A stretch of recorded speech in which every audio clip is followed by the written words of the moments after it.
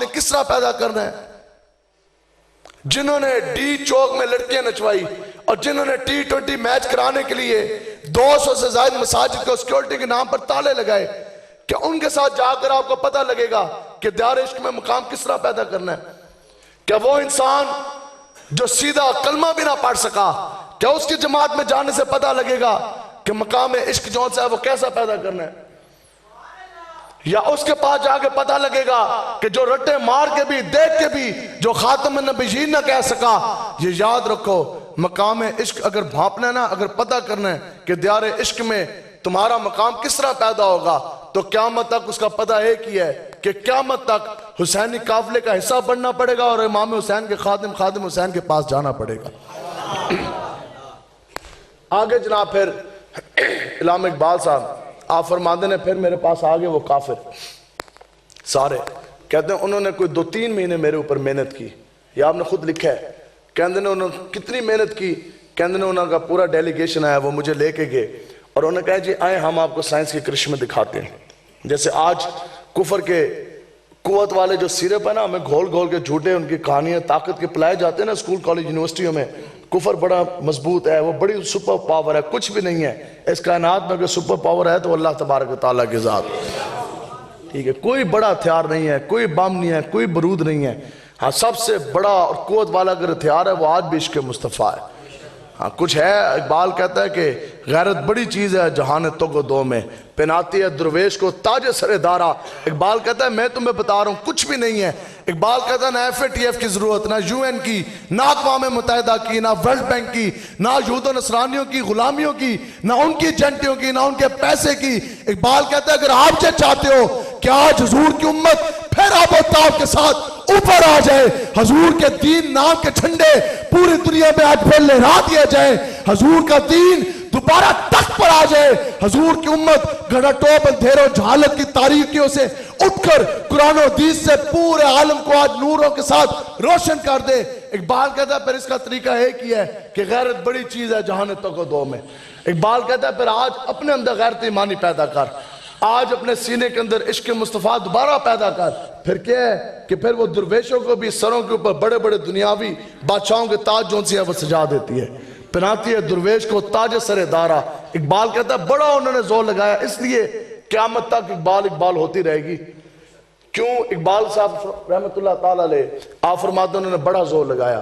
اب انہوں نے کہا جی آئیں جی let's go to the air base, کہتے ہیں پھر مجھے وہ ہوائی اڈے ایئر بیس کی طرف لے کے گئے۔ انہوں نے کہا جی یہ دیکھیں یہ جنگی جہاز ہیں، ہواؤں میں اڑتے ہیں، زمین کے اوپر بم مار کے زمین کو تہس نہس کرتے ہیں، اچھا یہ نیویگیشن سسٹم ہے، یہ ریڈار سسٹم ہے۔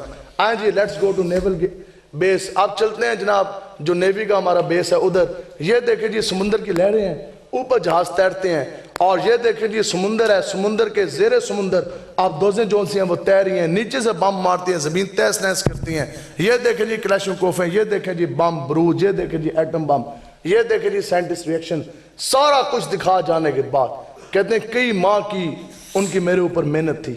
محنت کیوں تھی؟ محنت صرف اس لیے تھی کہ یہ آج مسلمانوں کی جو حضور کی امت ہے یہ آج اس کا ترجمان ہے، یہ آج اس کو حکیم الامت کہا جاتا ہے، تو آج اس نو ٹریپ کر لو، اس نو چھک لو تو دین دوتے تالی وج جائے گی۔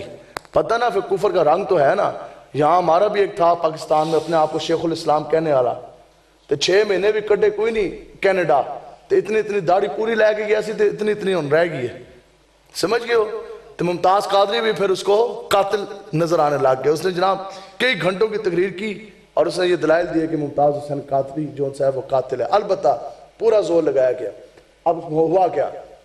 ایک بہت بڑا سیمینار ہے، اس طرح کیمرے لگا دیے گئے، دنیا کے بڑے بڑے سائنٹسٹ، دنیا کے بڑے بڑے ڈاکٹرز، دنیا کے بڑے بڑے پروفیسر سامنے بیٹھ کے اور کیمرے لگا دیے گئے۔ اب وہ کفر ٹانگ پہ ٹانگ رکھ کے بیٹھے اور تالیاں ان کی تیار تھی کہ آج ہم دین کے اوپر تالیاں ماریں گے۔ اقبال کہا کہ نہیں جی، جیسے آج کے لوگ کہتے ہیں اب قرآن کے اندر جون سی ہے وہ طاقت نہیں رہی، ہاں اب جناب اسلامی معیشت کے مطابق چلیں گے تو دنیا کی دوڑ کا مقابلہ کس طرح کریں گے؟ اب وہ صحابہ والا تو دوڑ رہا کوئی نہیں، اب تو پیٹ پہ پتھر باندھ کر کس طرح جون سی ہے وہ مقابلہ کیا جائے گا؟ ٹھیک ہے، انہوں نے کہا جی ہون دے بھی کہے گا نہیں جی واقعی کفر کی طاقت ہے، اسلام کی تو اپنی پاور کوئی نہیں۔ سنیں جی اقبال صاحب، بس بات ختم۔ اقبال صاحب کیا فرماتے ہیں؟ آپ نے سب سے پہلے انہوں نے کہا نا جی ہم اب انوائٹ کرتے ہیں مسٹر محمد علامہ اقبال کو، آئیں اور وہ اپنے کوئی ویوز دیں، سپیچ کریں. آپ جب گئے آپ نے کہا جی سب سے پہلے میں اپنے آپ کا انٹروڈکشن کراتا ہوں. آپ نے کہا میں اپنا تعارف کرا رہا ہوں، اور آپ نے اپنا تعارف کیا کرایا.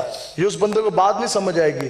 ہمارا جیسا بندہ آج کسی D P O D C او یا بڑی محفل میں بیٹھے نا، حضور کا نام آ جائے تو وہ انگوٹھے نہیں چومتا، اس کو شرم آنے لگ جاتی ہے. لوگ کہیں گے یہ تو بڑا کٹر مولوی ہے. ٹھیک، اقبال صاحب آپ انٹروڈکشن کرا رہے ہیں، دنیا کے بڑے بڑے سائنٹسٹ بیٹھے ہیں انٹرنیشنل کانفرنس ہو. اقبال نے کہا جی میرا تعارف یہ ہے کہ مدینہ پاک کی طرف جو گلی جاتی ہے نا، اس کا میں جھاڑو دینے والا ایک خاکروب ہوں. خاکروب کو عام الفاظ میں کہتے ہیں سویپر. یہ انہوں نے اپنا تعارف کرایا. انہوں نے کہا جناب ٹھیک ہے، اب آپ کچھ ایک دو لفظ جو ان سے ہیں وہ سائنس کے بارے میں بولیں جو کفر کے آپ نے طاقت کے سرچشمے دیکھے.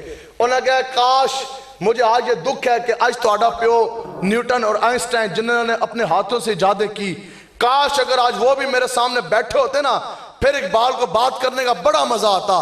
بات دین پہ ایسی ہی ہوتی ہے جیسے اقبال نے کی، اور بات دین پر ایسی ہوتی ہے جیسے امیر مجاہدین فرماندے سن کہ جدوں گل آئے دین کی تو پھر گل انج کرو کہ اگلے دا ایک باری دھون نکلے. ہاں دھون کٹن جا رہا ہے اقبال، کیسے نکال رہا ہے؟ اقبال نے کہا کہ ہوتا اگر میرے زمانے میں وہ منصوب فرنگی. اقبال کہندا آج تک تسی بیٹھے نا، کاش تہاڈے پیو نیوٹن آئنسٹائن بھی بیٹھے ہوتے تو اقبال تمہیں سمجھاتا کہ مقام کبریا کیا ہے. انگریز سر پھاڑ کے بیٹھ گئے. انہوں نے کہا جناب آپ کسی چیز سے متاثر نہیں، ہر چیز ہیچ ہے، کسی چیز کی کوئی اوقات نہیں.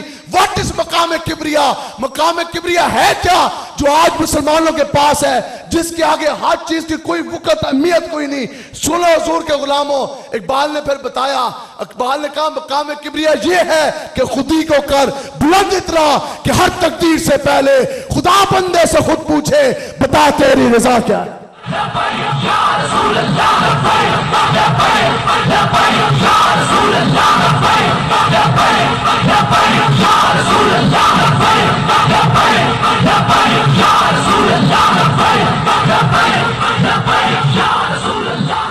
بس گل مکائی ہے، یاد رکھو جی، کدے تسی زندگی چ سنیا ہے کون سا ایسا ظلم ہے جو 75 سالوں میں پاکستانیوں کے ساتھ نہیں ہوا؟ اب بتاؤ جی، ظلم کے خلاف آواز اٹھانا کم سے کم اے بی سی ڈی والوں سے گلہ نہیں ہے، لیکن جن لوگوں نے قرآن و حدیث پڑھا ہے ان کے اوپر تو فرض واجب ہے کہ وہ ظلم کے خلاف آواز اٹھائیں. اب اس کے بعد ظلم کے سامنے کھڑے ہو جانے کے بعد اور نفاذ شریعت کا مطالبہ رکھ جانے کے بعد، نظام مصطفیٰ کی تحریک چلا جانے کے بعد، اب کوئی بندہ ہمیں سیاسی کہے، کوئی مفاداتی کہے، کوئی جھلا کہے، کوئی دیوانہ کہے، کوئی لگ تانے ہمارے 80 کروڑ ہنس کے سینے کے ساتھ لگانے کو تیار ہیں، لیکن نظام مصطفیٰ کے نفاذ سے، اس مطالبے سے، اس کاوش سے، اس تحریک سے ہم ایک قدم بھی پیچھے ہٹنے والے نہیں ہیں انشاءاللہ. ٹھیک ہے جی. حضرت علی رضی اللہ تعالیٰ عنہ آپ فرماتے ہیں کہ معاشرہ، آپ فرماتے ہیں کہ معاشرہ کفر سے تو چل سکتا ہے لیکن ظلم سے نہیں چل سکتا. ہم فرماتے ہیں کہ معاشرہ کفر کی بنیاد پہ چل سکتا ہے. کفر کی بنیاد پہ معاشرے چاہ رہے ہیں کہ نہیں چاہ رہے؟ کتنے جون سی ہیں وہ نان مسلم سٹیٹس آج بھی موجود ہیں کافروں کی، پورا یورپ جون سا ہے وہ کافر. معاشرہ کفر کی بنیاد پہ چل سکتا ہے لیکن معاشرہ جو ہے نا وہ کنفیوشس اس کا نام ہے، ایک بہت بڑا جو ہے نا وہ اپنے وقت کا اسکالر گزرا ہے، چائنیز تھا وہ، چائنی، اور جو کتا کھائے اس کو مسئلہ سمجھ آ گیا، کمیونسٹ کو مسئلہ سمجھ آ گیا. تو آج اپنے آپ کو کہنے والا مسلمان جو قرآن و حدیث پڑھے بھی اور جناب حلال رزق ہے اس کو کیوں نہیں سمجھ آ رہا؟ ان سے یہ پوچھا گیا، یہ سوال ہوا، انہوں نے کہا جناب بتائیں کہ اگر 3 چیزیں ہیں، ان 3 چیزوں میں سے اگر 2 جون سی ہیں بمجبوری وہ چھوڑنی پڑ جائیں، ٹھیک ہے، تو پھر ایک اگر چھوڑنی پڑ جائے کون سی چھوڑی جائے گی؟ انہوں نے کہا جی انصاف، معیشت، دفاع. اگر ان 3 چیزوں میں سے ایک چیز بامر مجبوری آپ نے چھوڑنی ہے، ترک کرنی ہے، آپ کون سی چھوڑیں گے ریاست میں؟ اس کا دفاع. اس کا جی اچھا، اس کے اگر ایک اور چھوڑنی پڑ جائے کون سی چھوڑیں گے؟ کافر نے بھی یہ مسئلہ سمجھ آیا ہے. تو اس کے معیشت، اس کے جناب دفاع چھوڑ دیں گے، ڈیفینڈ، معیشت چھوڑ دیں گے، تو اس کا جی انصاف نہیں چھوڑیں گے. انہوں نے کہا جی کیوں؟ انہوں نے کہا کہ اگر ریاست کے اندر انصاف ہوا، اگر قوم کو اپنے بڑوں کے اوپر اعتماد ہوا، اگر قوم کو اپنی امیر اور اپنے ہیڈ آف دی اسٹیٹ کے اوپر اعتماد ہوا، تو پھر تم دیکھ لینا وہ قوم کون سی ہوگی کہ جب وقت آئے گا تو وہ بغیر کھانوں کے کیا کریں گے کہ پیٹوں پہ پتھر باندھ کر بغیر تلواروں کے وہ دشمنوں کے سامنے سینہ تان کے کھڑے ہو جائیں گے. ہاں وہ دفاع بھی کر لیں گے, پیٹوں پہ پتھر بھی باندھ لیں گے. لیکن یہ کب ہوگا؟ کہ جب حضور علیہ السلام کا دین تخت پر ہوگا. کیا یہ نظارہ آپ نے دیکھا نہیں کہ وہ صحابہ جن کے پاس معیشت زیرو تھی, نیل تھی, اور ان کے پاس کوئی اسلحہ نہیں تھا, جہاں سے میں نے تقریر شروع کی, لیکن ان کو اپنے خون کے ایک ایک قطرے, اپنے بیوی بچے, اپنے سے بڑھ کر اگر اعتماد تھا تو آقا و مولا کی ذات پر تھا.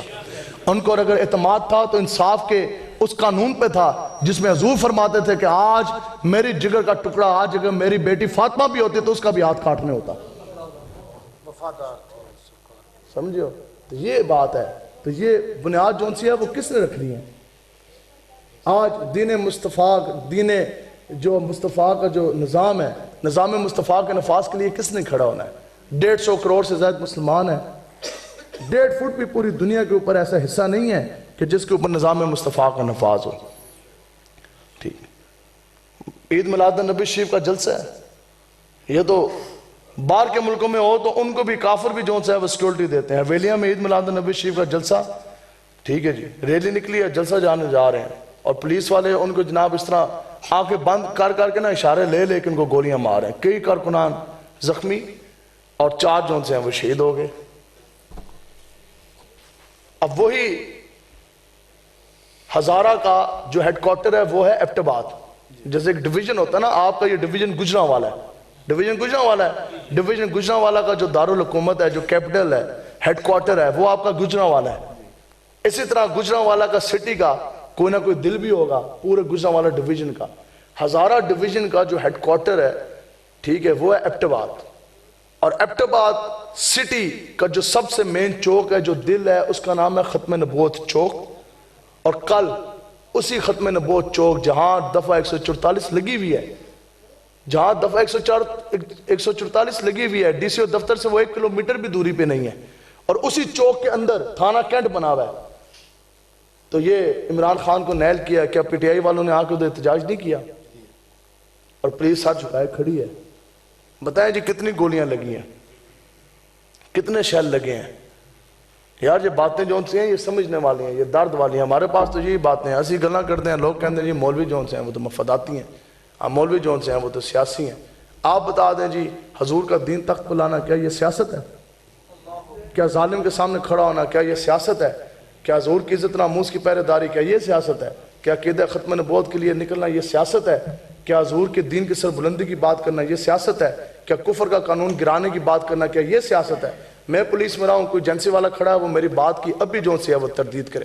ملک پاکستان میں جتنے قانون اس وقت انفورسڈ ہیں, جتنے قانون اس وقت نافذ العمل ہیں, سب کے سب کافر کی قلم کے لکھے میں. سی آر پی سی, کرمنل پروسیجر کوڈ, ضابطہ فوجداری, پولیس رول, پولیس لا, فورینسک سائنس, تعزیرات, پینل کوڈ, جتنے کوڈ نے, حتیٰ کہ پولیس رول, یہ سب کے سب انگریز کافر کی قلم کے لکھے میں. اسی کہندے نہ تو لعنت چھٹو, اسی کہندے قرآن و حدیث کا قانون لے کر اے سانو کہندے نے جناب. ممتاز قادری صاحب کا آپ میں سے شاید کسی کو موقع یا وقت نہیں ملا ہوگا نا, اتنا مصروف ہیں آپ میں سے شاید کسی نے پڑھا ہو ممتاز قادری صاحب کا جو ججمنٹ, جو آرڈر تھا نا, فائنل جو آرڈر تھا chief justice of Pakistan supreme court. اس بغیرت نے کیا لکھا؟ اس نے کہا ممتاز قادری صاحب آپ نے جو کیا اللہ اور اللہ کے رسول کے فرمان کے مطابق بالکل ٹھیک کیا. تو پھر ان کو پھانسی کیوں دی گئی؟ آپ کو ہم پھانسی اس لیے دے رہے ہیں کہ ملک پاکستان کے قانون کے تحت آپ مجرم ہیں. بتاؤ, قرارداد مقاصد کے اندر یہ چیز نہیں لکھی کہ جو بھی قانون اللہ اور اللہ کے رسول کے فرمان کے ساتھ ٹکرائے گا وہ نہیں مانا جائے گا؟ لیکن جس ملک میں ممتاز حسین قادری صاحب کو بھی پھانسی دے دی جائے, ڈاکٹر عافیہ صدیقی صاحبہ کو, بتاؤ جی پیسوں کے عوض نہیں بیچا مشرف نے, اس نے بیچا, پھر اس نے پیسے لیے, اور آج جو کچھ ہو رہا وہ بھی آپ کے سامنے ہے. تو بس اقبال کہتا ہے کہ آج وہ صدائیں کیوں نہیں ہیں, وہی شروع سے بات, ٹھیک ہے, کہ ایک مسجد تھی مسجد نبوی, اور صحابہ کی جماعت تھی, پوری دنیا میں انہوں نے دین کے جھنڈے لہرائے. آج کروڑوں مساجد ہیں, کئی مرتبہ اللہ اکبر کی صدائیں ہیں, لیکن آج وہ شور تکبیر سے تھر تھراتی زمین, اقبال کہتا ہے کہ بتاؤ جی بتائیں تو صحیح وہ چند سو کی جماعت ایک مسجد، لیکن وہ صحابہ وہ پاؤں میں پہننے کے لیے جوتی نہیں، ہاتھوں میں اٹھانے کے لیے تلواریں نہیں، اور لاکھوں کفر کا قافلہ اور لاکھوں کفر کی فوج سامنے کھڑی ہوتی تھی ننگی تلواروں کے ساتھ، اسلحے کی فراوانی، تعداد کی کثرت، لیکن وہ صحابہ کا وہ ایسا جذبہ، ایسا ولولہ تھا کہ صحابہ کے اللہ اکبر کی ایسی صدائیں ہوتی تھی کہ کافر تلواریں چھوڑ کے بھاگ جایا کرتے تھے۔ 1.5 کروڑ میں ایسا کوئی بندہ نہیں ہے کہ جس کے شور تکبیر سے تھر تھراتی زمین، جن کے اللہ اکبر کی صداؤں سے آج پھر کافر جون سے ہے وہ قبلہ اول بیت المقدس کا قبضہ چھوڑ کے بھاگ جائیں، کافروں کے ایجنٹ ملک پاکستان کا تخت چھوڑ کے بھاگ جائیں، وہ کہیں نہیں جی حضور کا دین آ گیا۔ وجہ کیا؟ اقبال کہتا ہے گلا تو گھونٹ دیا اے بی سی نے تیرا، آئے اب کہاں سے صدا لا الہ الا اللہ۔ اقبال کہتا ہے انہوں جڑے کوئی نہیں رہے، انہوں صداواں بھی کوئی نہیں آنیاں، اب قرآن کے لیے کسی نے نہیں کھڑے ہونا، اب حضور کے دین کے لیے کسی نے نہیں نکلنا۔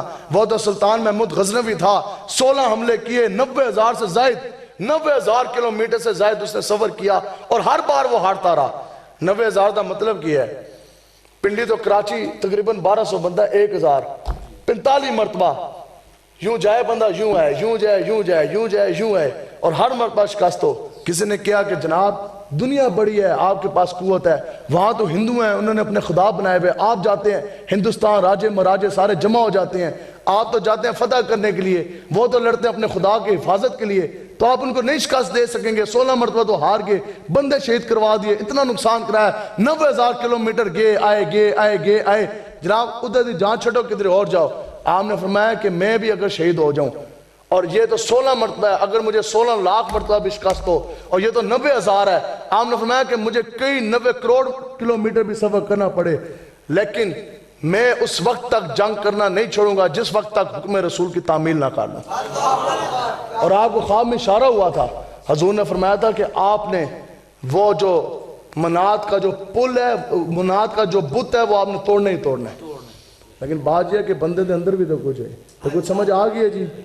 کھڑے ہوں گے حضور کے دین کے لیے، وعدہ انشاءاللہ، لوگوں کی باتوں میں نہیں آنا، کوئی نہیں، جو کرتے ہیں ان کے اپنے نصیب، ہمارے اپنے نصیب۔ اللہ تعالیٰ سے دعا ہے کہ اللہ تعالیٰ پوری جرت پوری قوت کے ساتھ آخری چلنے والے سانس تک حضور علیہ السلام کی غلامی آپ کو عطا فرمائے، اور حضور کے دین کے لیے سینہ تان کے کھڑے ہونے کی توفیق عطا فرمائے۔